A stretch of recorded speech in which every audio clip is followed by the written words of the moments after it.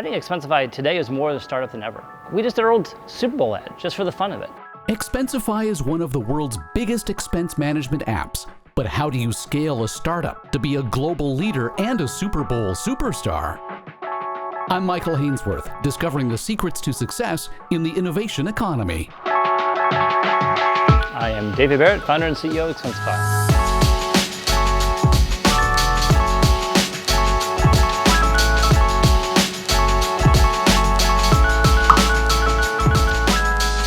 So the dirty secret behind Expensify is that the whole thing was never intended to happen. In 2008, I launched Expensify, the corporate card for the masses, at TechCrunch 50. Day after launch, shut down for good. And I was like, now what do? Now it's going to do expense report reimbursement. Then they're asking, so tell me about your expense reports. I'm like, do you export to accounting packages? Mind you, I know nothing about any of this. So like, of course, I support QuickBooks in all of them, definitely. And like, do you reimburse through ACH? I'm like, I've never heard those letters in my life, but yes, definitely. Yeah, when you're starting off, it's just super important to say yes to every opportunity. So yeah, it's expense management is just a ruse in order to launch this card platform.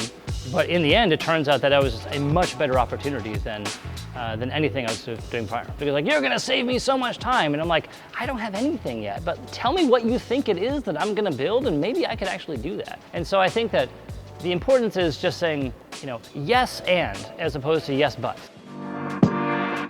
11 years after saying yes and, Expensify is enjoying triple-digit growth rates and has been profitable for about a decade. I think it really comes down to sort of two components. First, establish a path to profitability as soon as possible and never give up control of the board. Anytime any of our people is spending their time talking to one other customer, that is just inherently not scalable. Because at some point that means you've coupled your revenue growth to your headcount growth. We've doubled revenue, but we didn't double headcount. Exponential growth is awesome at scale, but it only works if you haven't also in the process coupled your growth to headcount. Because that means if you did, that means you have to hire on an exponentially increasing basis.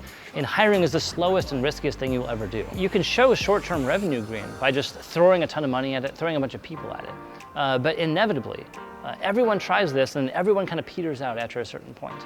You need to choose a different business model. And I think the only one that can scale to the entire world is word of mouth. We've built a business model that's all about inspiring individual employees and getting them to talk about us to all their friends. The team that we hire is not to support the existing customers, they support themselves.